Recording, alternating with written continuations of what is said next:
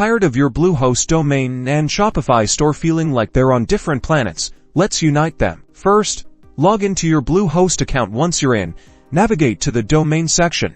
In the left-hand menu, find the domain you want to connect to Shopify and click Manage Them.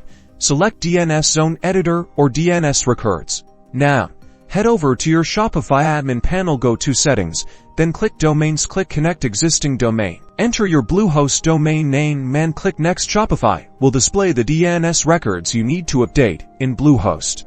In Bluehost's DNS Zone Editor, find the existing record and CNAME record that Shopify instructs you to modify. Edit the record to point to Shopify's IP address to 322.73865. Next, edit the CNAME record for www to point to shopify.com. DNS propagation can take up to 48 hours, but it's usually much faster.